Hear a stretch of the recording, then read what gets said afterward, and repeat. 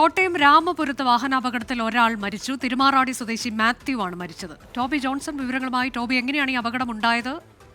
മറ്റു വിവരങ്ങൾ എന്തൊക്കെ? അനുജ, ഇന്ന് രാവിലെയാണ് ഈ സംഭവം ഉണ്ടാകുന്നത്. രാമപുരം കൂത്താട്ടുകുളം റോഡിൽ വെച്ചാണ് ഈ ലോട്ടറി തൊഴിലാളിയായിട്ടുള്ള മാത്യു സഞ്ചരിച്ചിരുന്ന ബൈക്ക് എതിരെ വന്ന ഒരു കാറുമായി കൂട്ടിയിടിക്കുന്നത്. അവിടെ നിന്നും ലഭിക്കുന്ന വിവരമനുസരിച്ച് നാട്ടുകാർ പറഞ്ഞത് പ്രകാരം ഈ കാറ് വന്ന് ബൈക്കിലേക്ക് ഇടിച്ചു കയറുകയായിരുന്നു എന്നാണ്. ഈ സംഭവം നടന്ന ഉടനെ തന്നെ, അപകടം നടന്ന തൊട്ട് പിന്നാലെ തന്നെ, സംഭവ സ്ഥലത്ത് വെച്ച് തന്നെ മാത്യു മരണപ്പെട്ടുവെന്നും നാട്ടുകാർ പറയുന്നുണ്ട്. ഈ വാഹനത്തിലുണ്ടായിരുന്ന രണ്ടുപേരെയും ഒപ്പം തന്നെ മാത്യുവിനെയും ഉടൻ തന്നെ ആശുപത്രിയിലേക്ക് എത്തിച്ചു. ഈ രണ്ടുപേർക്കും പരിക്കുകൾ ഉണ്ടെന്നാണ് മനസ്സിലാക്കാൻ സാധിക്കുന്നത്.